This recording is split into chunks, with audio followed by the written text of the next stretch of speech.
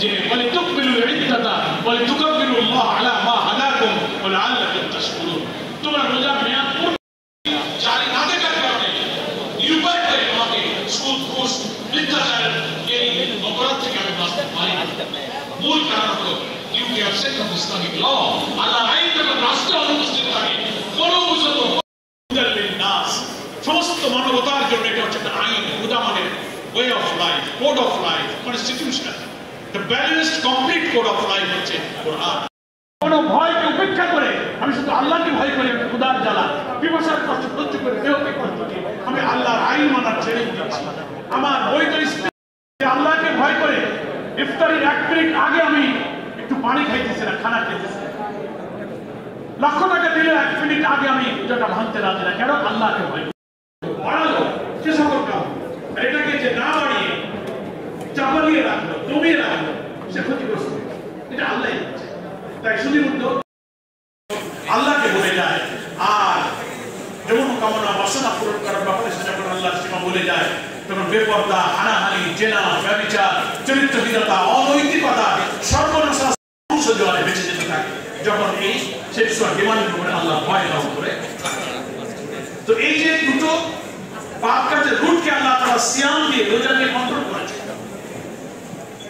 মানুষের মানবীয় সত্তার মধ্যে দুটো প্রবৃত্তি, দুটো শক্তি সবসময় কিন্তু ওয়ার্ক করছে। একটা হচ্ছে মানুষের নফস, জীবনের প্রতিটি ক্ষেত্রে আল্লাহর বিধি বিধান আইন মানতে হবে, তাহলে আমি পূর্ণ মুসলিম হতে পারবো। আর তাকওয়াই আমাকে সেটা মানতে সাহায্য করবে।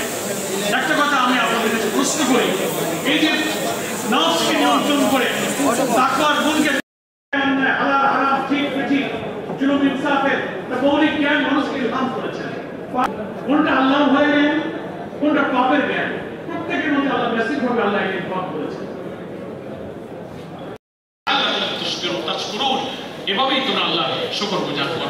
সেই জন্যই প্রিয় নবী মুহাম্মদ মুস্তাফা সাল্লাল্লাহু আলাইহি ওয়াসাল্লাম এই রমজান মাসে কোরআন নাযিল হয়েছিল। কোরআনের শুকরিয়ার জন্য বদরের তুকাব্বিরুল্লাহ, আল্লাহু আকবার, আল্লাহ বড়, আল্লাহর আইন বড়, আল্লাহর সাবরিনিটি বড়, আল্লাহর কনস্টিটিউশন বড়, আল্লাহর আমাদের এই মাহফিলকে তুমি কবুল আর মঞ্জুর করো।